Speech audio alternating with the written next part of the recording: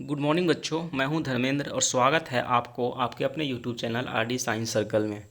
तो बच्चों, सेंटम परीक्षा के जो प्रश्नों का हल हम देख रहे थे उसका ये दूसरा सीरीज हम आज देख रहे हैं। पहला सीरीज में बच्चों 1 से लेकर के 20 तक जो है प्रश्नों का हल हम कर चुके थे। 1 से 20 प्रश्नों का हल काफ़ी विस्तार में कर चुके थे। जो पहला वीडियो 01 से डाला जा चुका है, आप उसको जाके वहाँ पे देख सकते हैं। इस वीडियो में हम बात करेंगे प्रश्न संख्या 20 से लेकर के आगे बात करेंगे।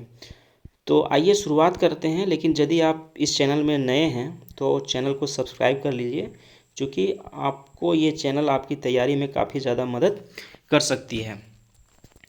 तो आइए देखते हैं प्रश्न 20 से आगे सारा प्रश्नों का हल जो है सो काफ़ी विस्तार में और आसान भाषा में समझने का कोशिश करेंगे। और देखते हैं यहाँ तक जो है सो 20 नंबर तक क्वेश्चन हो गया था कि which of the following is not a lyophilic colloid. तो जो फॉग है यानी कि कोहरा जो है, कोहरा एक लायोफिलिक कोलाइड नहीं है। लायोफिलिक कोलाइड के बारे में हम बताए थे आपको कि डिस्पर्स फेज और डिस्पर्सन मीडियम के बीच में अगर कोई अट्रैक्शन नहीं हो तब उसको क्या बोलते थे, लायोफॉबिक बोलते थे। और अगर कोई अट्रैक्शन हो तब बोलेंगे लायोफिलिक। तो यहाँ पे नॉट पूछा गया है। नॉट लायोफिलिक मतलब कौन, लायोफॉबिक के बारे में पूछा गया है। और लायोफॉबिक का एग्जाम्पल कौन होता है, फॉग होता है। यानी फॉग में जो है, फॉग उदाहरण होता है किसका, तो जो लिक्विड होते हैं पार्टिकल वो एयर में डिस्पर्स होते हैं। लिक्विड पार्टिकल जो हैं वो एयर में यानी गैस में डिस्पर्स होते हैं। तो यहाँ पे जो गैस होता है वो क्या होता है, हमारा डिस्पर्सन मीडियम होता है।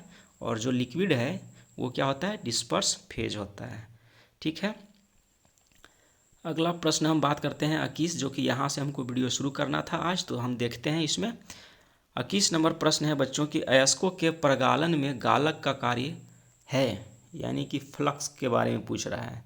The function of flux in smelting of ओर।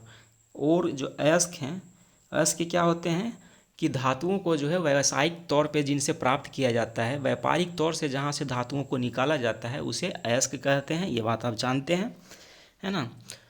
तो यहाँ पे फ्लक्स का काम क्या होता है, तो अयस्कों को रंध्री बनाने के लिए ही फ्लक्स ऐड किया जाता है। अब आप कहेंगे कि सर फ्लक्स क्या होता है, तो आपको उदाहरण के तौर पे हम बताते हैं कि जितने भी स्टील फैक्ट्री हैं जहाँ पे लोहा बनाया जाता है, गलाया जाता है, वहाँ पे जो है वो लोहा को आसानी से गलाने के लिए उसमें एक फ्लक्स या गालक को मिलाया जाता है।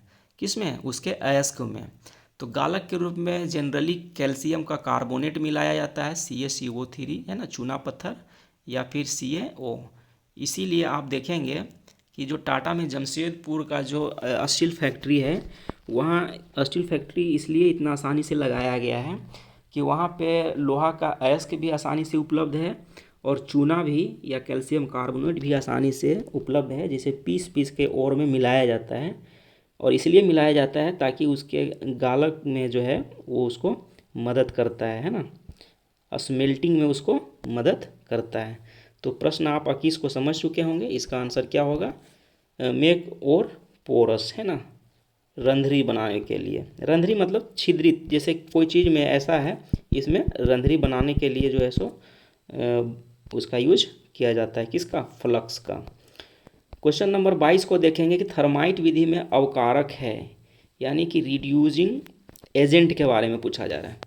तो रिड्यूसिंग एजेंट मतलब क्या है कि खुद ऑक्सीडाइज जो हो रहा होगा, खुद ऑक्सीडाइज हो रहा होगा तभी दूसरा को रिड्यूस कर रहा होगा। इस बात को समझना है कि जो खुद ऑक्सीडाइज होगा वो दूसरा को रिड्यूस करेगा, और चूंकि वो दूसरा को रिड्यूस कर रहा है तो उसको बोलेंगे रिड्यूसिंग एजेंट, या हिंदी में बोलेंगे अवकारक। तो यहाँ पे देखिए थर्माइट अभिक्रिया ये है ना। थर्माइट अभिक्रिया का इस्तेमाल कहाँ पे होता है, तो रेलवे पटरी को जोड़ने के लिए। जब पटरियाँ बिछाई जाती हैं तो टुकड़ा टुकड़ा में होता है, 20 फीट 30 फीट का छोटा छोटा टुकड़ा होता है, उसे बिछा बिछा के जोड़ा जाता है। तो इसको जोड़ने के लिए यहाँ पे थर्माइट अभिक्रिया करा करके ऐसो आयरन बनाया जाता है ना। तो देखिए थर्माइट अभिक्रिया में जो अल्मुनियम है वो क्या हो जा रहा है, ऑक्सीडाइज हो जा रहा है। तो अल्मुनियम चूँकि ऑक्सीडाइज हो रहा है तो किसको रिड्यूस कर रहा होगा, इसको रिड्यूस कर रहा होगा। कौन कर रहा है रिड्यूस, तो यही अल्मुनियम कर रहा है। तो अल्मीनियम इसको रिड्यूस कर रहा है, इसीलिए अल्मीनियम जो है वो थर्माइट अभिक्रिया में क्या होता है, रिड्यूसिंग एजेंट के रूप में काम करता है। याद रखेंगे, इस अभिक्रिया को भी कई बार पूछ लिया जाता है, आपसे यही मान के चलिए पूछ लिया जाए कि थर्माइट अभिक्रिया निम्नलिखित में से कौन है, या थर्माइट अभिक्रिया को लिखें, तो यहाँ पे आप लिखेंगे। उसका इस्तेमाल जो है सो कहाँ पे होता है वो भी बता दिए, रेलवे पटरी या लोहा को जोड़ने में किया जाता है ना। क्वेश्चन नंबर 23 को आप देखेंगे तो 23 में है कि कॉपर धातु का निष्कर्षण निम्नलिखित में से किस अयस्क से होता है, यानी ओर पूछा जा रहा है, किसका, कॉपर का ओर। तो कॉपर का ओर जो है वो कौन होता है, कॉपर पाइराइट। सबसे ज़्यादा यहाँ से निकाला जाता है कॉपर पाइराइट से। कॉपर पाइराइट का फॉर्मूला लिखा हुआ है CuFeS2, ठीक है। उसके बाद क्वेश्चन नंबर 24 देखते हैं कि निम्नलिखित में कौन सी धातु उसके अयस्क की अभिक्रिया सोडियम साइनाइड के तनु विलयन से कराकर प्राप्त की जाती है, तो सिल्वर होगा। यानी चांदी जो है वो इस तरीके से प्राप्त किया जाता है कि इससे सोडियम साइनाइड के तनु सॉल्यूशन से अभिक्रिया करा के चांदी को प्राप्त किया जाता है। उसके बाद क्वेश्चन नंबर 25 देखेंगे बच्चों कि अमोनिया गैस निम्नलिखित में किसके द्वारा शुष्क किया जाता है, यानी ड्राइड किया जाता है, सुखाया जाता है, तो किसके थ्रू, तो कैल्शियम ऑक्साइड के थ्रू, है ना, कैल्शियम ऑक्साइड के थ्रू, यानी क्विक लाइम जिसको बोलते हैं इंग्लिश में, है ना, क्विक लाइम के थ्रू जो है सो किसको शुष्क किया जाता है, अमोनिया गैस को। आप देखे होंगे अमोनिया गैस यानी कि NH3 का बात चल रहा है, इसका इस्तेमाल जो है वो नेचुरल प्रिजर्वेंट के रूप में होता है ना। आप देखे होंगे कि अमोनिया का इस्तेमाल जो है सो काफ़ी डॉक्टर लोग केन में गैस की तरह लेके चलते हैं। उसके बाद 26 नंबर प्रश्न को देखेंगे कि फास्फोरस अणु का सूत्र होता है, तो फास्फोरस का जो फॉर्मूला होता है वो क्या होता है बच्चों, P4। क्या होता है, P4। फास्फोरस का फॉर्मूला P4 होता है। यहाँ पे देखिए इंपॉर्टेंट बात लिखा गया कि फास्फोरस जिसका फॉर्मूला P4 होता है, आयोडीन जिसका फॉर्मूला IO2 होता है, और सल्फर जिसका फॉर्मूला A8 होता है। ये सभी मॉलिक्यूलर सॉलिड के एग्जाम्पल हैं। किसके एग्जाम्पल है, मॉलिक्यूलर सॉलिड के। आगे बढ़ते हैं, 27 नंबर प्रश्न को देखते हैं कि निम्नलिखित में कौन सबसे कम वाष्पशील है। यहाँ पे बताना है, ये ग्रुप 16 है ना, ग्रुप 16 के, ग्रुप 16 यानी ऑक्सीजन फैमिली के हाइड्राइड हैं, है ना। ऑक्सीजन का हाइड्राइड है, उसके बाद सल्फर का हाइड्राइड है, उसके बाद सेलेनियम का हाइड्राइड है, उसके बाद टिलूरियम का हाइड्राइड है। तो सबसे कम वाष्पशील कौन है, वाष्पशील मतलब कि तापमान ग्रहण करके गैस रूप में परिवर्तित होकर के उड़ जाना, है ना। तो सबसे कम वाष्पशील कौन होगा, जो हमको वातावरण में खुले में अधिक दिखेगा, तो जल है। जल देखिए जहाँ भी देखिए वो उपस्थित नज़र आता है, क्यों, क्योंकि वो कम वाष्पशील है ना। वो तापमान को पा करके कम, मतलब बहुत धीमी गति से है सो वाष्पशील बनता है। वाष्पशील तो बनता ही है, वाष्पशील होने के कारण ही वर्षा चक्र होती है। मान के चलिए जल अगर वाष्पशील नहीं होता तो वर्षा चक्र होता नहीं होता।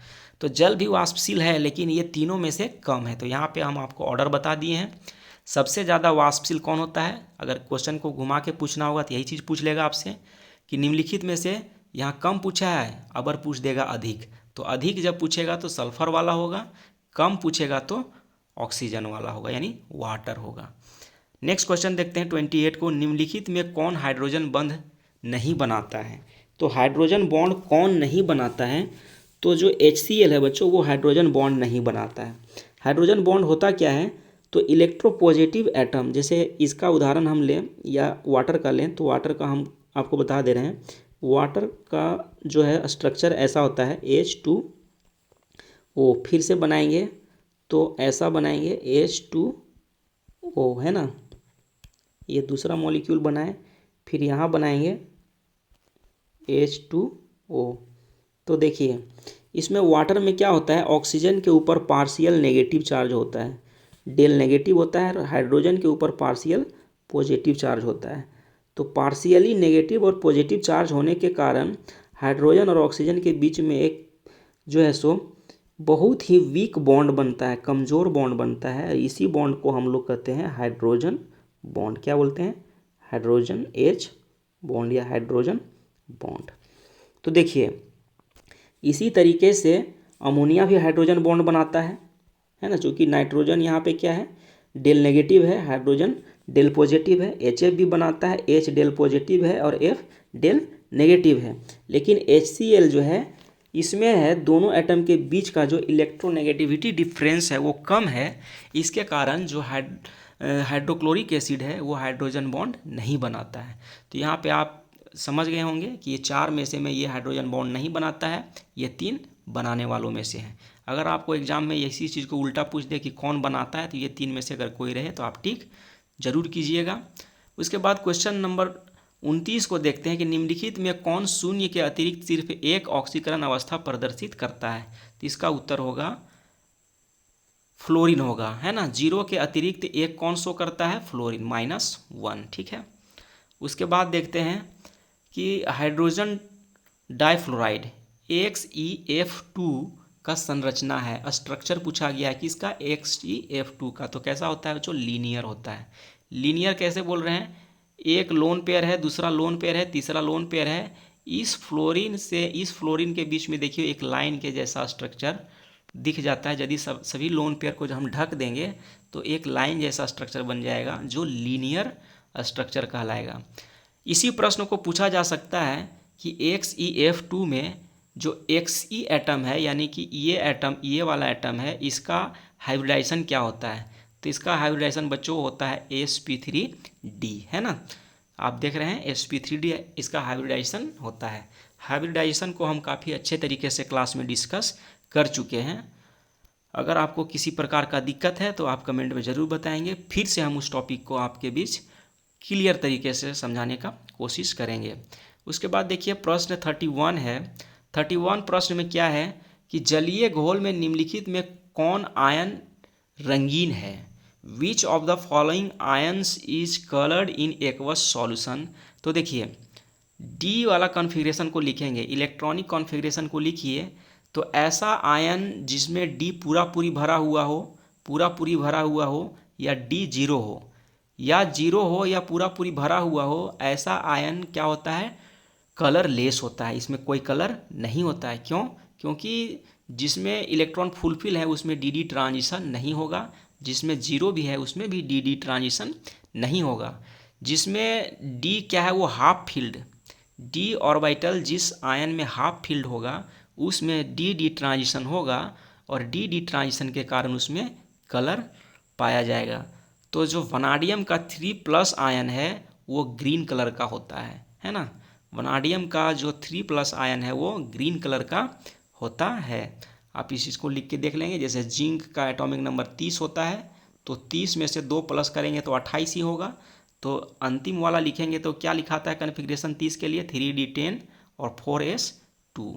तो 2 इलेक्ट्रॉन कम करेंगे तो 0 कहाँ वाला होगा, 4s वाला, दोनों घट जाएगा तो इसके ऊपर 2 आ जाएगा, तो यानी डी में 10 ही रहेगा। इसी तरीके से सभी आयन का आप है सो कॉन्फ़िगरेशन लिख के माइनस करके देख लेंगे। 2 इलेक्ट्रॉन, जितना आयन बना हुआ है उतना इलेक्ट्रॉन माइनस करके देखेंगे तो डी में अगर फुल फिल या 0 बच रहा है तो समझिए कि आयन क्या है, कलरलेस है। और अगर डी हाफ फील्ड मिल रहा है तो समझ जाइए कि वो आयन क्या होगा, कलर्ड होगा। यहाँ यही बात को लिखा गया है कि ions having incomplete filled d orbital are coloured full, है ना। जो ऐसे आयन जिसमें डी ऑर्बिटल हाफ फील्ड हो तो वो कलर में पाए जाते हैं। उसके बाद देखिए क्वेश्चन नंबर 32 को देखते हैं कि प्रथम संक्रमण तत्व है, फर्स्ट ट्रांजिशन एलिमेंट कौन है, तो स्कैंडियम है। ढूंढिए, स्कैंडियम एटॉमिक नंबर 21 होता है। ठीक है, इस बात को समझ जाइए। ये तो काफ़ी आसान वाला बात है कि पहला स्कैंडियम है, उसके बाद टिटेनियम है ना, उसके बाद वेनाडियम है, उसके बाद क्रोमियम है ना, उसके बाद मैंगनीज है, उसके बाद आयरन है, उसके बाद कोबाल्ट है, उसके बाद निकेल है, उसके बाद कॉपर है, और उसके बाद जिंक है 30 नंबर में, है ना। तो इस तरीके से ये है। सो फर्स्ट ट्रांजिशन एलिमेंट कौन सा हो जाएगा यहाँ पे बच्चों, स्कैंडियम हो जाएगा, यानी कि ऑप्शन ए सही हो जाएगा। उसके बाद हम देखते हैं अगला प्रश्न को। तो अगला प्रश्न हमारा आता है 33 कि निम्नलिखित में कौन विद्युत का सबसे अच्छा सुचालक है। तो ये प्रश्न एकदम बिल्कुल क्लास 10th का प्रश्न है। सबसे अच्छा सुचालक चांदी ही होता है। इसमें रेजिस्टेंस की मात्रा सबसे कम होती है, और जहाँ रेजिस्टेंस कम होगा वहाँ पे चालकता सबसे अधिक होगा, है ना। चालक वो सबसे अधिक होगा। क्वेश्चन नंबर 34 को देखेंगे कि पीतल निम्नलिखित में से किसका मिश्र धातु है ना। Brass is an alloy of which of the following.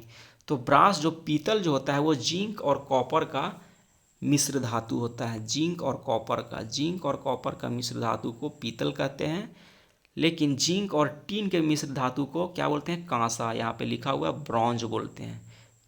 Copper और टीन के मिश्र धातु को ब्रॉन्ज, हिंदी में कांसा कहते हैं। सोल्डर जो है, जिससे हम तार को सोल्डिंग करते हैं, सोल्डर जो उस दुकान में सोल्डिंग होता है, वो लेड और टीन का मिश्र धातु होता है। ठीक है। उसके बाद देखिए 35 प्रश्न है कि सभी लिगेंड्स होते हैं, ऑल लिगेंड्स आर। तो जितने भी लिगेंड्स होते हैं वो लेवाइस बेस होते हैं। बेस का मतलब क्या होता है कि लोन पेयर डोनर। ये बात को आप सुन लीजिए कि all lone pair donors are called Lewis base and all lone pair acceptors are called Lewis acid. ये लेविस का एसिड बेस थ्योरी जब आप पढ़ेंगे तो उसमें इस बात को आप पढ़ेंगे कि जितने भी मॉलिक्यूल्स जो लोन पेयर डोनेट करते हैं, जैसे अमोनिया NH3, इसके ऊपर एक लोन पेयर है, तो ये लोन पेयर दूसरा को डोनेट करेगा, इसीलिए अमोनिया को हम बोलेंगे कि ये क्या है, एक लेवाइस बेस है। क्या है, लेवाइस बेस है। और चूंकि लेवाइस बेस है तो सभी लेवाइस बेस ही लिगेंड के रूप में काम करते हैं, है ना। लिगेंड्स क्या करते हैं कि मेटल के साथ कोऑर्डिनेट बॉन्ड बना के कोऑर्डिनेशन कंपाउंड का निर्माण करते हैं, कॉम्प्लेक्स कंपाउंड का निर्माण करते हैं। तो सभी जो लिगेंड होते हैं वो क्या होते हैं, लेवाइस बेस होता है। लेवाइस बेस का मतलब क्या कि लोन पेयर डोनर को कहते हैं। जो लोन पेयर दूसरे को दे सकता है उसको लेवाइस बेस कहेंगे। उदाहरण के रूप में हम अमोनिया लिखे हैं, वाटर लिखे हैं, है ना। उसके बाद एमाइन लिखे हैं, साइनाइड लिखे हैं। ये सभी क्या है कि जो इसके पास उपलब्ध लोन पेयर आपको दिख रहा है यहाँ पे, वो लोन पेयर को ये क्या करता है, दूसरे मॉलिक्यूल या एटम को डोनेट कर देता है। तो डोनेट करने की टेंडेंसी होने के कारण इसको हम क्या बोलेंगे, लेवाइस बेस। और सभी लेवाइस बेस ही लिगेंड के रूप में काम करते हैं। अब देखते हैं प्रश्न 36 को। क्लोरोफिल में उपस्थित रहता है। तो क्लोरोफिल जो कि एक हरित लवक है जो पत्तों में पाया जाता है ना, पत्तों में पाया जाता है, उसमें जो है सो मैग्नीशियम मेटल पाया जाता है। क्या पाया जाता है बच्चों, मैग्नीशियम मेटल पाया जाता है। हमारे ब्लड में जो है वो आयरन पाया जाता है, लोहा। हमारे ब्लड में क्या पाया जाता है, लोहा। जबकि क्लोरोफिल में क्या पाया जाता है, मैग्नीशियम। इस चीज़ को याद रखेंगे, ठीक है। हमारे ब्लड में क्या, लोहा, और क्लोरोफिल में क्या, मैग्नीशियम। यानी क्लोरोफिल जो है वो मैग्नीशियम मेटल का एक कॉम्प्लेक्स कंपाउंड होता है। ये चीज़ याद रखेंगे, क्लोरोफिल जो है वो मैग्नीशियम मेटल का कॉम्प्लेक्स कंपाउंड होता है। नेक्स्ट क्वेश्चन देखते हैं 37 को। CuH2O का होल 4 स्क्वायर ब्रैकेट 2+ आयन की आकृति होगी। तो ये एक कॉम्प्लेक्स आयन है, यानी टेट्रा एक्वा, है ना। टेट्रा एक्वा कॉपर 2 आयन जो है ये स्क्वायर प्लेनर शेप का होता है, जो कि आपके बीच यहाँ पे इसका स्ट्रक्चर भी बनाया गया है। कैसा शेप का होता है, स्क्वायर प्लेनर का। नेक्स्ट देखते हैं 38 का। 38 प्रश्न में है कि जटिल यौगिक CONH3 का होल 5ClCl2 के जलीय विलयन में आयनों की संख्या होगी। तो यहाँ पे आयनों की संख्या टोटल 3 होगी। जैसे देखिए, इसी कंपाउंड को जब पानी में घोलेंगे बच्चों तो एक बनेगा कॉम्प्लेक्स आयन, इसको बोलेंगे जटिल आयन, और 2 बनेगा क्लोरीन आयन। तो 2 क्लोरीन आयन और 1 जटिल आयन मिलके कितना होगा, 3 आयन। तो कितना बनेगा, 3 आयन, है ना। इस कंपाउंड का जो है सो जलीय घोल में टोटल कितने आयन दिखेंगे, 3 आयन दिखेंगे। नेक्स्ट क्वेश्चन देखते हैं 39 कि निम्नलिखित में कौन अध्रुवीय है, यानी कि नन पोलर है। पूछा जा रहा है कि नन पोलर कौन है। तो कार्बन टेट्राक्लोराइड जो है वो क्या होता है बच्चों, नन पोलर होता है। नन पोलर इसलिए होता है कि कार्बन टेट्राक्लोराइड का जब स्ट्रक्चर बनाते हैं तो टेट्राहेड्रल बनता है। कैसा बनता है स्ट्रक्चर, टेट्राहेड्रल। यहाँ पे क्लोरीन आएगा, यहाँ पे क्लोरीन आएगा, यहाँ पे क्लोरीन आएगा, और यहाँ पे क्लोरीन आएगा। सबको मिला देंगे आपस में तो स्ट्रक्चर ऐसा बन जाएगा टेट्राहेड्रल। तो टेट्राहेड्रल में क्या है कि इसमें अगर हम डायपोल मोमेंट ढूंढेंगे तो इस क्लोरीन का डायपोल मोमेंट ऊपर की तरह है, इस क्लोरीन का डायपोल मोमेंट इधर है, इस क्लोरीन का डायपोल मोमेंट इधर है और इस क्लोरीन का डायपोल मोमेंट इधर है। सभी एक दूसरे का जो है वो क्या कर रहे हैं, डायपोल मोमेंट को कैंसल आउट कर दे रहे हैं। तो जिसमें डायपोल मोमेंट यानी न्यू का वैल्यू जीरो हो जाए, न्यू का वैल्यू जिसमें जीरो हो जाए वो क्या हो जाता है, नॉन पोलर हो जाता है, यानी उसमें पोलारिटी क्या हो गया, जीरो हो गया। जबकि अगर न्यू का वैल्यू जीरो नहीं हो, न्यू का वैल्यू जीरो नहीं हो मतलब कोई निश्चित मान होगा, निश्चित मान का मतलब कि न्यू 1 2 3 4 समथिंग कुछ भी होगा। तो जब न्यू का मान जीरो नहीं हो तो वो सारा कंपाउंड क्या हो जाता है, पोलर हो जाता है। तो यहाँ पे आप देखिए कि ये सभी कंपाउंड का न्यू का मान कुछ ना कुछ होता है, जबकि कार्बन टेट्राक्लोराइड का क्या है, न्यू का वैल्यू जीरो होता है, इसलिए ये क्या है, एक नॉन पोलर कंपाउंड है ना। उसके बाद देखते हैं क्वेश्चन 40 को देखते हैं कि क्लोरोफॉर्म नाइट्रिक अम्ल से अभिक्रिया कर बनाता है। तो क्लोरोफॉर्म का फॉर्मूला सबसे पहले क्या होता है, CHCl3 है ना। यहाँ पे देखिए अभिक्रिया दिखाया गया है कि CHCl3 जो क्लोरोफॉर्म है वो नाइट्रिक एसिड के साथ अभिक्रिया करके क्या बना रहा है, क्लोरोपिक्रीन बना रहा है। यहाँ पे देखिए ऑप्शन नंबर ए हो जाएगा, क्या हो जाएगा, क्लोरोपिक्रीन क्या बनाता है, क्लोरोपिक्रीन। यहाँ पे अभिक्रिया हम आपको लिख दिए हैं, आप इस चीज़ को देख सकते हैं कि ये है क्लोरोफॉर्म, ये है nitric acid, sorry nitrous acid है, नाइट्रिक एसिड है, HNO3 होता है, मिस्टेक हो रहा है हमसे भी, है ना। नाइट्रिक एसिड का फॉर्मूला होता है HNO3। तो इसी चीज़ को ऐसे एडजस्ट करके हम लिखे हैं, इसको घेर के यहाँ से वाटर मॉलिक्यूल को बाहर निकाल दिए, H2O यहाँ निकाल दिए बाहर, और ये NO2 जो है यहाँ आके सट गया। तो इसी फॉर्मूला को क्या बोलते हैं, क्लोरोपिक्रीन या वार गैस, है ना। क्लोरोपिक्रीन का ही दूसरा नाम वार गैस है बच्चों, इस चीज़ को आप याद रखेंगे। अगर आपसे पूछा जाए कि वार गैस का रासायनिक सूत्र क्या होता है तो CCl3NO2 होता है, CCl3NO2 होता है किसका सूत्र, वार गैस का, है ना। नेक्स्ट देखते हैं 41 को, इसमें IUPAC नाम पूछा गया है, इस कंपाउंड का IUPAC नाम पूछा गया है।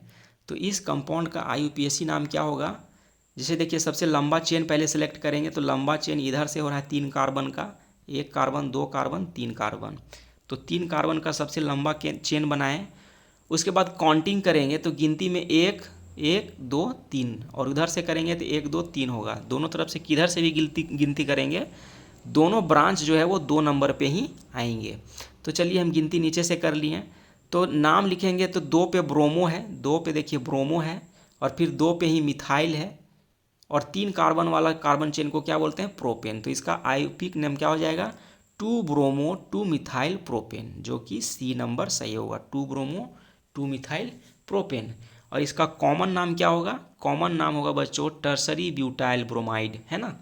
इसका कॉमन नाम क्या होगा, टर्सरी ब्यूटाइल ब्रोमाइड। क्यों, क्योंकि ये एक 3 डिग्री जो है हेलोजन डेरिवेटिव का एग्जाम्पल है ना, इसीलिए इसका कॉमन नाम होगा टर्सरी ब्यूटाइल ब्रोमाइड, और IUPAC नाम होगा 2 ब्रोमो 2 मिथाइल प्रोपेन। ठीक है, नेक्स्ट क्वेश्चन को देखते हैं। नेक्स्ट क्वेश्चन हमारा हो जाएगा 42 में है कि अभिक्रिया C2H5Cl plus aqueous KOH gives ethyl alcohol plus KCl, यानी कि ethyl chloride aqueous potassium hydroxide से अभिक्रिया करके बना रहा है ethyl alcohol plus potassium chloride. इसमें पूछा जा रहा है कि द रिएक्शन, इसमें क्या है, KCl इज, ये अभिक्रिया किसका एग्जाम्पल है, किस अभिक्रिया का एग्जाम्पल है। तो ये अभिक्रिया है न्यूक्लियोफिलिक एडिशन रिएक्शन का। न्यूक्लियोफिलिक एडिशन नहीं होगा, न्यूक्लियोफिलिक सब्स्टिट्यूशन होगा बच्चों। इसमें थोड़ा सा करेक्शन करेंगे, क्या हो जा रहा है, न्यूक्लियोफिलिक सब्स्टिट्यूशन होगा, ये ऑप्शन गलत हो जाएगा। क्या कर रहा है, सब्स्टिट्यूट कर रहा है, मतलब कि विस्थापित कर रहा है, एक दूसरे को क्या कर रहा है, विस्थापित। यहाँ से OH उठ के यहाँ पे आ जा रहा है, और ये Cl उठ के यहाँ आ जा रहा है। यही चीज़ देखिए कि OH यहाँ पे आ गया तो ये अल्कोहल बन गया, और ये Cl यहाँ पे आ गया तो ये KCl बन गया। यानी एक दूसरे को दोनों क्या कर रहा है, विस्थापित कर रहा है, सब्स्टिट्यूट कर रहा है, इसीलिए क्या बोलेंगे इसको, सब्स्टिट्यूशन रिएक्शन है। और सब्स्टिट्यूशन किसके थ्रू हो रहा है बच्चों, तो OH माइनस के थ्रू, यानी कि ये क्या है, न्यूक्लियोफाइल है। तो न्यूक्लियोफाइल के थ्रू यदि सब्स्टिट्यूशन हो तो उस अभिक्रिया को बोलते हैं न्यूक्लियोफिलिक सब्स्टिट्यूशन रिएक्शन। तो ये हो जाएगा डी नंबर इसका सही होगा, बी सही नहीं होगा, माइनर मिस्टेक है। उसके बाद देखते हैं 43 को। 43 प्रश्न है कि निम्नलिखित में किसका उपयोग निश्चेतक के रूप में होता है। तो आप जानिए एनेस्थेटिक के रूप में, यानी कि बेहोश करने के लिए क्लोरोफॉर्म का इस्तेमाल किया जाता है ना। चोर डकैत लोग क्या करते हैं, अपने रुमाल में क्लोरोफॉर्म रखते हैं, किसी को सूंघा करके लूट लेते हैं। तो क्लोरोफॉर्म का फॉर्मूला CHCl3 होता है। आयोडोफॉर्म का फॉर्मूला देखिए क्या है, क्लोरोफॉर्म में 3 क्लोरीन है इसलिए क्लोरोफॉर्म हो गया, इसी फॉर्मूला में 3 आयोडीन कर दीजिए तो ये आयोडोफॉर्म हो जाएगा। एसिटिलीन का formula CH triple bond CH होता है ना, इसको इथाइन भी बोलते हैं। और ये है मीथेन का फॉर्मूला है। अगर किसी का भी फॉर्मूला पूछ ले आपसे बता सकते हैं। तो एनेस्थेटिक के रूप में जो है वो किसका इस्तेमाल होता है, निश्चेतक के रूप में, यानी जिससे चेतना समाप्त कर दिया जाए, है ना। जैसे ऑपरेशन के टाइम में इसका इस्तेमाल किया जाता है कि जिससे चेतना का मतलब है कि आपको दर्द भी नहीं महसूस होगा, या फिर आप चेतना खो बैठेंगे, है ना, होश में नहीं रहेंगे, बेहोश हो जाना एक तरीके से। तो क्लोरोफॉर्म का इस्तेमाल यहाँ पे किया जाता है। उसके बाद है क्वेश्चन नंबर जो है वो आप देखेंगे 44। क्वेश्चन नंबर 44 क्या है बच्चों, कि प्राइमरी अल्कोहल में कौन मूलक उपस्थित रहता है। तो 1 डिग्री अल्कोहल में मतलब कि OH जो है, OH यानी अल्कोहल का जो फंक्शनल ग्रुप जिस कार्बन से जुड़ा हुआ रहेगा बच्चों, वो कार्बन सिर्फ एक ही कार्बन से जुड़ा हुआ रहना चाहिए, तो उसको बोलेंगे 1 डिग्री। जैसे यहाँ पे 1 डिग्री कौन होगा, बी वाला 1 डिग्री अल्कोहल को शो कर रहा है। यहाँ पे देखिए ए वाला जो ऑप्शन है वो 2 डिग्री अल्कोहल को दिखा रहा है, बी वाला जो है वो 1 डिग्री को दिखा रहा है, और सी वाला जो है वो 3 डिग्री अल्कोहल को रिप्रेजेंट कर रहा है। इस बात को आप समझ गए होंगे। तो 1 डिग्री के बारे में पूछा है तो ऑप्शन बी सही होगा। उसके बाद देखते हैं 45 को। 45 क्वेश्चन नंबर क्या है, 45 में है कि C2H5OH यानी इथाइल अल्कोहल और डाई मिथाइल ईथर, ये इथाइल अल्कोहल है, ये डाई मिथाइल ईथर है, ये दोनों हैं, ये दोनों आपस में क्या है, फंक्शनल आइसोमर हैं, क्या है, क्रियाशील समावयवी है। क्यों, देखिए जो फंक्शनल आइसोमर होते हैं, है ना, क्रियाशील समावयवी जो होते हैं वो क्या होते हैं, compound having same molecular formula but having different functional group. ऐसा आप समझ सकते हैं कि मॉलिकुलर फॉर्मूला सेम हो लेकिन फंक्शनल ग्रुप अलग अलग हो। तो इसमें देखिए कि पहला में अल्कोहल फंक्शनल ग्रुप है और दूसरा में ईथर है। अल्कोहल का फंक्शनल ग्रुप होता है OH और ईथर का होता है बॉन्ड O, ईथर हो गया ये, है ना। तो फॉर्मूला देख लीजिए एक ही है, यहाँ पे 2 कार्बन है, यहाँ पे भी 2 कार्बन है, यहाँ पे 5 और 1 6 हाइड्रोजन है, यहाँ पे भी 6 हाइड्रोजन है, यहाँ पे 1 ऑक्सीजन है, यहाँ पे भी एक ही ऑक्सीजन है। तो फॉर्मूला तो एक ही है लेकिन फंक्शनल ग्रुप अलग अलग होने के कारण कंपाउंड अलग हो गया। तो इसको बोलेंगे कि ये आइसोमर तो हैं लेकिन कैसे आइसोमर है, फंक्शनल आइसोमर है। उसके बाद नेक्स्ट क्वेश्चन देखते हैं 46। बड़े पैमाने पर मेथिल अल्कोहल बनाया जाता है। तो ये जो है बाय फर्मेंटेशन ऑफ मोलासेस, है ना, सीरा के किण्वन के द्वारा जो है सो मिथाइल अल्कोहल बनाया जाता है। बृहद पैमाने में जो है वो मिथाइल अल्कोहल सीरा के किण्वन से ही तैयार किया जाता है। यहाँ पे देख लीजिए बाय फर्मेंटेशन ऑफ मोलासेस यानी सीरा। सीरा का मतलब क्या होता है कि फल का जूस और चीनी को मिला के जो तैयार किया जाता है उसको हम लोग सीरा कहते हैं। ठीक है, तो नेक्स्ट क्वेश्चन आप देखते हैं 47 को। 47 नंबर क्वेश्चन में है कि ईथर में उपस्थित क्रियाशील मूलक है। तो ईथर में कौन सा फंक्शनल ग्रुप होता है, तो अभी ही बताए थे कि इथाइल अल्कोहल और डाईमिथाइल मिथर वाला ईथर में हम बता रहे थे। ईथर का फंक्शनल ग्रुप क्या होता है, O, इधर एक बॉन्ड एक इधर बॉन्ड, बीच में ऑक्सीजन होता है। जैसे ये अल्काइल ग्रुप है, ये अल्काइल ग्रुप है, बीच में ऑक्सीजन होना चाहिए तो ईथर होगा। एक सिंपलेस्ट ईथर का अगर एग्जांपल ले तो डाईमिथाइल ईथर का हम ले सकते हैं, यहाँ पे आप देख सकते हैं। उसके अलावा सभी फंक्शनल ग्रुप में यदि देखेंगे तो ये अल्डिहाइड का फंक्शनल ग्रुप है, ये अल्कोहल का फंक्शनल ग्रुप है, और ये जो है वो कीटोन का है ना। ये कीटोन का है, ये अल्डिहाइड का है, ये अल्कोहल का है, और ये ईथर का है। ठीक है। उसके बाद देखते हैं क्वेश्चन नंबर 48। 48 में है कि फिनॉल की अभिक्रिया ब्रोमीन जल के साथ होने से बनता है। फिनॉल कहने का मतलब है कि बेंजीन के ऊपर OH, यहाँ पे देखिए फिनॉल का फॉर्मूला है, यानी Br2 वाटर के साथ इसका अभिक्रिया करवाएंगे बच्चों, तो ये बनाएगा 2, 4, 6, यानी 2 पे ब्रोमीन, 3, 4 पे ब्रोमीन और 6 पे 2,4,6 ट्राइब्रोमोफेनॉल बनाएगा। क्या बनाएगा? 2,4,6 ट्राइब्रोमोफेनॉल ये है सो बनाएगा। इस चीज़ को आप काफ़ी अच्छे से समझ गए होंगे, दिक्कत नहीं होना चाहिए, है ना, कि फेनॉल जो है सो ब्रोमीन वाटर के साथ अभिक्रिया करके 3 जगह पे जुड़ता है। बेंजीन रिंग में ये वाटर होने के कारण, ये चीज़ याद रखेंगे, ये वाटर होने के कारण ही जो है सो ये 3 जगह पे जुड़ पा रहा है। ठीक है। कहाँ कहाँ पे? 2 पोजीशन पे, 4 पोजीशन पे और 6 पोजीशन पे, यानी ऑर्थो और पारा ग्रुप पे जुड़ता है। ठीक है। ऑर्थो पारा कहने का मतलब ये है कि जैसे बेंजीन रिंग ऐसा अगर बना रहे हैं, बेंजीन रिंग ऐसा बना रहे हैं और इसके रिस्पेक्ट में, इसके तुलना में बात करें तो ये वाला ग्रुप ऑर्थो कहलाता है, ये मेटा कहलाता है, ये ग्रुप पारा कहलाता है, और ये फिर से मेटा कहलाता है, और ये फिर से ऑर्थो कहलाता है। इसके रिस्पेक्ट में ये भी पारा हो जाएगा, है ना। इसके रिस्पेक्ट में क्या हो जाएगा? पारा हो जाएगा। तो एक बेंजीन रिंग में 2 पारा ग्रुप होते हैं, 2 मेटा होते हैं और 2 ऑर्थो होते हैं। ठीक है। तो यहाँ पे 2,4,6 ट्राइब्रोमोफेनॉल बनेगा। 49 नंबर क्वेश्चन देखते हैं कि अल्डिहाइड एवं कीटोन दोनों का समान ही सूत्र है। तो अल्डिहाइड और कीटोन का समान ही सूत्र होता है बच्चों CnH2nO। इसमें से n का वैल्यू यदि आप है सो पुट करके देखेंगे तो अल्डिहाइड भी बनेगा और कीटोन भी बनेगा। ठीक है, इसको याद रखेंगे। जैसे कि हम बताते हैं, अगर क्वेश्चन आसान पूछा जाए तो अल्केन का सामान्य सूत्र क्या होता है, तो CnH2n+2, ये अल्केन का होता है। अगर आपको अल्कीन का पूछा जाए तो CnH2n अल्कीन का होता है, और अल्काइन का पूछा जाए तो CnH2n-2 हो जाएगा, है ना। ये अल्काइन का हो जाएगा। यहाँ पे n का वैल्यू 1 से रखते हैं, n बराबर 1 से शुरू करते हैं, और ये दोनों में n का वैल्यू 2 से शुरू करते हैं। ये दोनों अनसेचुरेटेड कहलाते हैं, यानी असंतृप्त हाइड्रोकार्बन कहलाते हैं, और ये जो है अल्केन वो संतृप्त हाइड्रोकार्बन कहलाता है। ये क्लास 10th का बात है, आप ज़रूर इस चीज़ को क्लास 10th में ईमानदारी से पढ़े होंगे।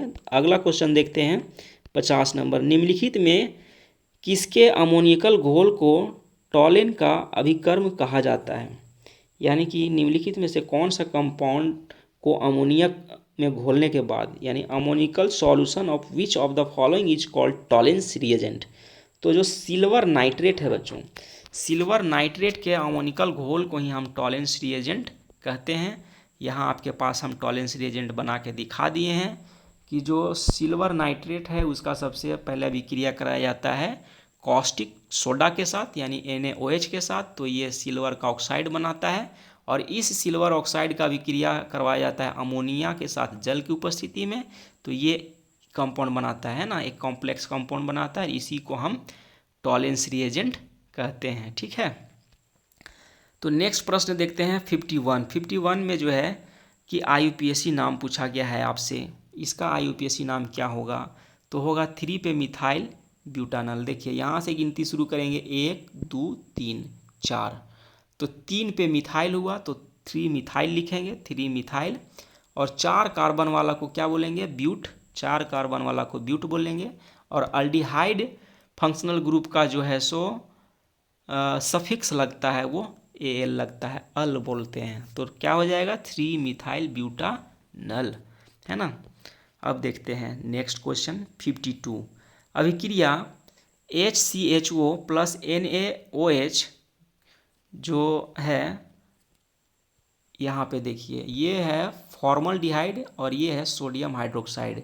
मिल के आपको दे रहा है मिथाइल अल्कोहल और sodium salt of formic acid है ना, sodium salt of formic acid दे रहा है। तो इसमें देखिए कि ये कौन सी अभिक्रिया है। आप जान रहे हैं कि ये अभिक्रिया जो है वो कैनिजारो रिएक्शन का है। कैनिजारो रिएक्शन मतलब कि ऐसा एल्डिहाइड जिसमें कोई भी अल्फा हाइड्रोजन नहीं हो।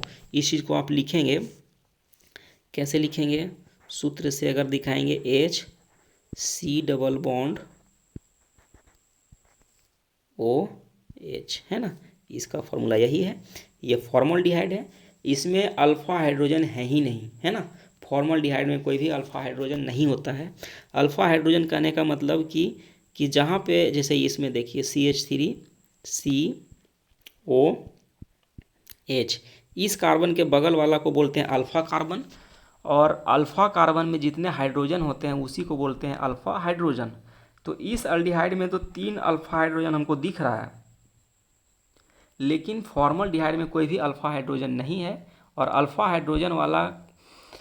हाइड्रोजन नहीं होने वाले एल्डिहाइड का अभिक्रिया जब हम जो है सोडियम हाइड्रोक्साइड से कराते हैं तो क्या देता है, यहाँ पे एक मॉलिक्यूल का ऑक्सीडेशन होता है जो एसिड देता है, कार्बोक्सिलिक एसिड देता है, और एक मॉलिक्यूल जो एल्डिहाइड है उसका रिडक्शन होता है, वो अल्कोहल देता है।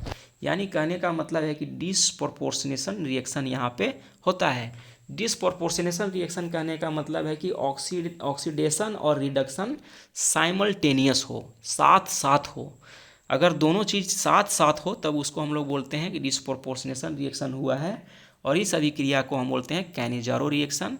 ये अभिक्रिया बहुत ही इंपॉर्टेंट है बच्चों, ये 5 नंबर के भी प्रश्न में आपको मिल सकता है। बहुत चांस है कि 5 नंबर वाला प्रश्न में आपको कैनिजारो अभिक्रिया की व्याख्या करने के लिए आ सकता है ना। तो कोशिश करेंगे कि हम जितने भी नेमिंग रिएक्शन है उनका सॉल्यूशन भी हम आप लोग को ज़रूर करवाएंगे।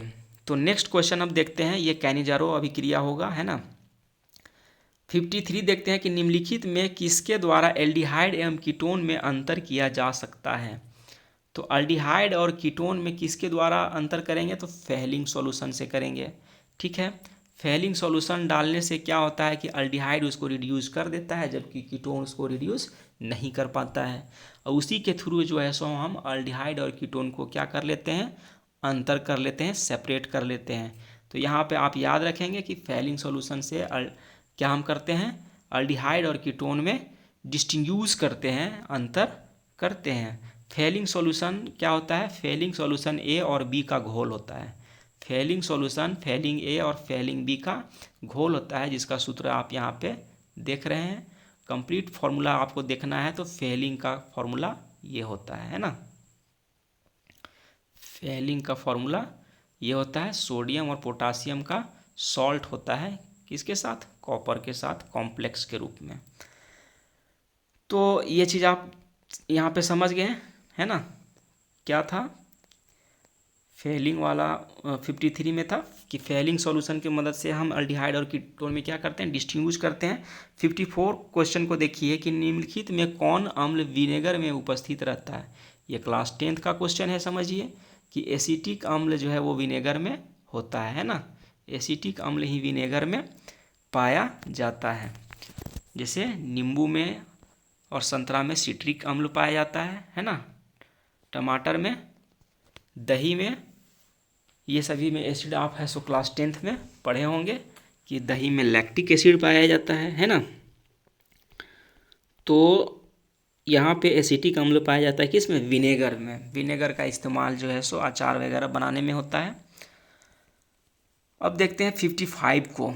55 नंबर प्रश्न है कि कार्बोक्सिलिक अम्ल का क्रियाशील मूलक होता है। देखिए कार्बोक्सिलिक एसिड का आपको पूछा जा रहा है फंक्शनल ग्रुप, तो COOH होता है ना। यहाँ पे देखेंगे ये एस्टर का है, ये एसिड एमाइड का फंक्शनल ग्रुप है, और ये एसिड क्लोराइड का फंक्शनल ग्रुप है। इसी एस्टर को कार्बोक्सिलिक एसिड के फंक्शनल ग्रुप को हम इस तरीके से लिख सकते हैं, जो कि बगल में आपको लिख के दिखाया गया है ना। OOH जो है ये कार्बोक्सिलिक एसिड का फंक्शनल ग्रुप होता है। COOR जो है वो एस्टर का होता है। CONH2 जो है एसिड अमाइड का होता है। और COCl एसिड क्लोराइड का होता है। ठीक है, उसके बाद देखते हैं 56 को, निम्नलिखित में सबसे निर्बल अम्ल है। निर्बल अम्ल मतलब कि सबसे कमज़ोर, वीक एसिड का बात हो रहा है। तो वीक एसिड हम देखेंगे। देखिए एसिड कैसे बनता है कि H+ डोनर, अगर हम देखेंगे कि वैसा कंपाउंड जो जल में घुल के H+ देता है उसको एसिड कहते हैं सामान्य तौर पे। चूँकि अलग अलग एसिड बेस का थ्योरी के हिसाब से तो कंसेप्ट अलग हो जाता है, लेकिन सामान्य तौर पे हम हाइड्रोजन को देख के एसिड कंसीडर कर सकते हैं। तो देखिए वीक एसिड होने का मतलब ये है कि स्ट्रॉन्ग होने का मतलब यहाँ पे देखिए कि आई इफेक्ट लग रहा है। आई इफेक्ट से इसको हम ऐसो तुलना करके पढ़ लेंगे।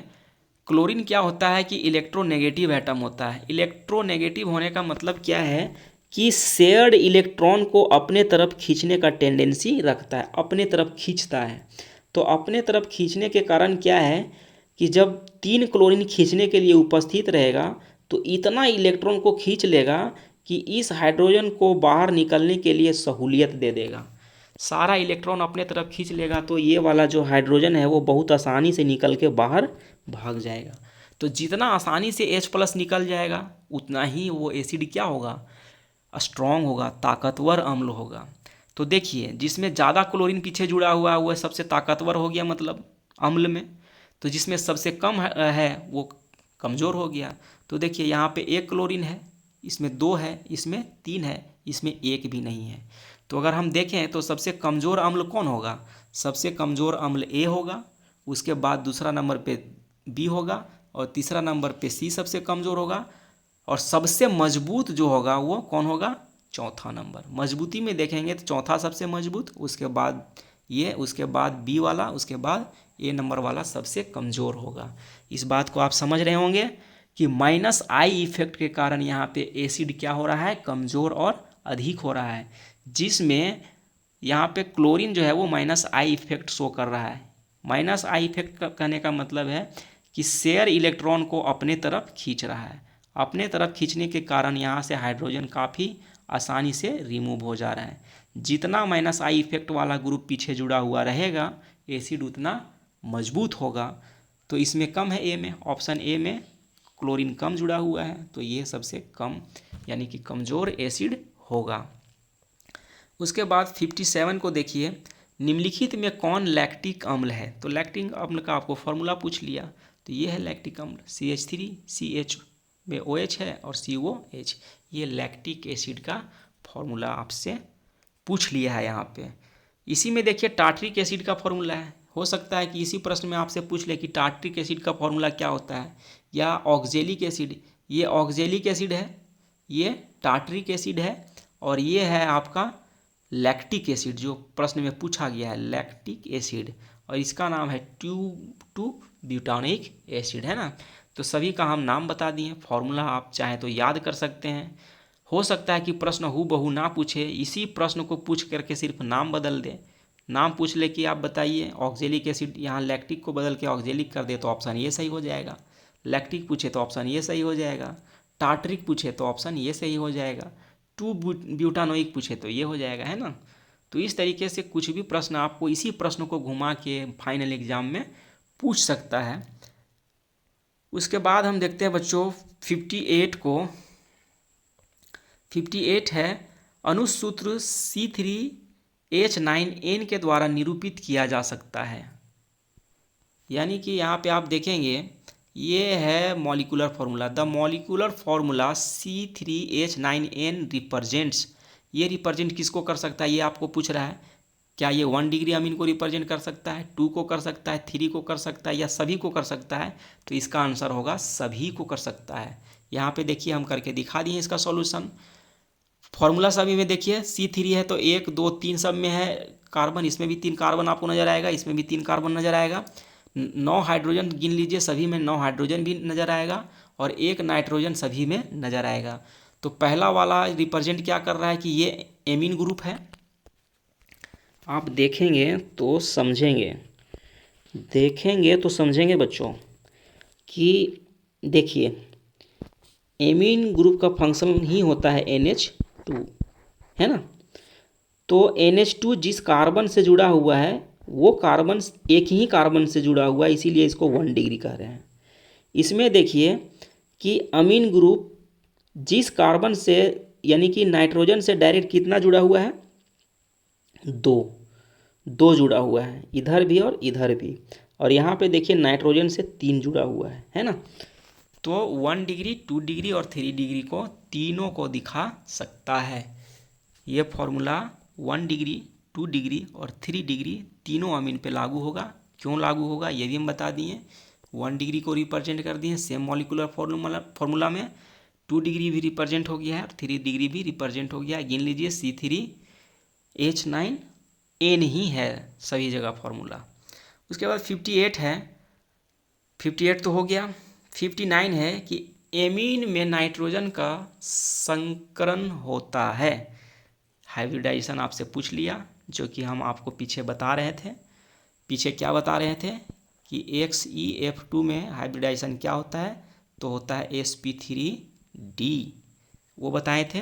और यहाँ पे आपसे पूछा है अमीन में नाइट्रोजन का हाइब्रिडाइजेशन क्या होता है, the hybridization of nitrogen in amine. तो अमीन का फॉर्मूला क्या होता है, अमीन ले या अमोनिया ले, है ना, NH3 होता है, 3 बॉन्ड नाइट्रोजन से होता है। तो यहाँ पे जो अमीन में नाइट्रोजन है, ये नाइट्रोजन, इसका हाइब्रिडाइजेशन sp3 होता है। और अमीन का शेप जो है वो कैसा होता है, पिरामिड शेप होता है। इस चीज़ को देखिए, जैसे पिरामिड शेप कैसा होगा, गीजा का पिरामिड, आप मिस्र का पिरामिड आप देखे ही होंगे, पिरामिड शेप ऐसा होता है। यहाँ पे एक लोन पेयर होगा, है ना, ये पिरामिड हो गया। एन सबसे ऊपर में है टॉप पे, और ये सभी फ्लोर पे हैं, नीचे ज़मीन पे है। एन सबसे ऊपर है, ठीक है। पिरामिड मतलब देखे होंगे आप लोग, गीजा वाला पिरामिड ऐसा ऐसा नालंदा में भी है, नालंदा यूनिवर्सिटी का खंडर में भी पिरामिड ऐसा ऐसा बनाया है, ठीक है। तो अमीन में नाइट्रोजन का जो संकरण है यानी हाइब्रिडाइजेशन है बच्चों, वो क्या होता है, sp3। उसके बाद 60, और आज के वीडियो में आखिरी क्वेश्चन 60 ही होगा। 10 प्रश्न को हम अंतिम में करेंगे, जो दूसरा वीडियो में होगा, क्योंकि वीडियो काफ़ी लंबा हो जाएगा। तो 60 नंबर प्रश्न है कि एथिल एमीन की अभिक्रिया नाइट्रस अम्ल से करने पर बनता है। तो इथाइल अमीन का अभिक्रिया आप नाइट्रस एसिड से करवाइए। नाइट्रस एसिड का फॉर्मूला क्या होता है, HNO2, है ना, क्या होता है, HNO2। तो इसका अभिक्रिया करवाइएगा तो इथाइल अल्कोहल बनेगा। देखिए नाइट्रस एसिड का फॉर्मूला होता है HNO2, याद रखिएगा, है ना, HNO2, जबकि नाइट्रिक एसिड का फॉर्मूला होता है HNO3, ठीक है। ट्रिक वाला में एक ऑक्सीजन ज़्यादा, रस वाला में एक ऑक्सीजन कम, नाइट्रिक, ठीक है। तो नाइट्रस एसिड का यदि हम करवाएंगे अभिक्रिया किसके साथ, इथाइल अमीन के साथ। इथाइल अमीन का फॉर्मूला क्या होगा, C2H5NH2। इसका अभिक्रिया इसके साथ कराएंगे तो सबसे पहले एक इंटरमीडिएट कंपाउंड बनाएगा बीच में, क्या बनाएगा, इथाइल डाइजोनियम क्लोराइड। क्या बनाएगा बच्चों, इथाइल डाइजोनियम क्लोराइड। इसका नाम क्या है, इसका नाम है ethyl diazonium chloride, ethyl diazonium chloride, है ना, क्लोराइड। तो इंटरमीडिएट कंपाउंड एक बनाता है इथाइल डाइजोनियम क्लोराइड, और इसको फर्दर ट्रीट करने के बाद बनता है इथाइल अल्कोहल, और नाइट्रोजन गैस रिमूव होता है। एरो ऊपर जाने का मतलब क्या है कि गैस ऊपर की ओर निकल के रिमूव हो रहा है। तो 60 क्वेश्चन में यही था कि इथाइल अमीन जो है वो नाइट्रस एसिड से अभिक्रिया करके क्या बनाता है, तो बनाएगा इथाइल अल्कोहल, जो कि ऑप्शन ए में आपका दिया हुआ है। तो बच्चों यदि वीडियो आपको अच्छा लगा हो, हेल्पफुल लगा हो, तो ये वीडियो को औरों को भी साझा करें। अगर इस वीडियो में काफ़ी ज़्यादा पसंद आएगा, लाइक आएगा, तो हमको एक प्रकार से मोटिवेशन मिलेगा, और हम आपके लिए ही एक प्रकार से मेहनत कर रहे हैं। मेरा सोच हर बार ये है बच्चों कि आप एग्ज़ाम में अच्छा से अच्छा स्कोर करें, और अच्छा स्कोर करने से बच्चों बहुत ज़्यादा फ़ायदा होता है। आप आईएससी में ही इंटरमीडिएट के साइंस परीक्षा में ही अच्छे स्कोर यानी फर्स्ट डिवीज़न से पास करने के बाद तुरंत जो है वो आप इंडियन नेवी में, एयरफोर्स में, ऐसे परीक्षाओं में आप तुरंत जा सकते हैं। इसलिए इस परीक्षा को थोड़ा सा सीरियस लेकर के आप पढ़ाई कीजिए और फर्स्ट डिवीज़न से पास कीजिए, ताकि आप है सो विभिन्न सेवाओं में तुरंत इंटरमीडिएट के बाद आप है सो एलिजिबल हो सकते हैं। क्योंकि वहाँ बच्चों क्राइटेरिया ही होता है 60% से अबव मार्क्स का। आप 60 से कम लाएंगे तो आपको एडमिट कार्ड ही वहाँ पे नहीं मिलेगा। इसलिए आपका प्रयास हमेशा होना चाहिए अभी कि 80% अबव मार्क्स आपके पास हर हालत में हो। और हर हालत में होने के लिए आपको ये 3 महीना कहने का मतलब है कि परीक्षा आने में, अगर फरवरी में परीक्षा होती है तो आपके पास जो 3 महीना का समय है बच्चों, ये काफ़ी ही महत्वपूर्ण है। इसमें आपको किसी भी तरीके से गड़बड़ाना नहीं है, चूकना नहीं है, क्योंकि ये परीक्षाएं बार बार नहीं आती हैं। तो वीडियो अच्छा लगा हो तो लाइक कीजिएगा और चैनल को सब्सक्राइब कीजिएगा, ढेर सारा प्यार दीजिएगा ताकि हमको मोटिवेशन मिलता रहे। वीडियो को अंत तक देखने के लिए बहुत बहुत धन्यवाद।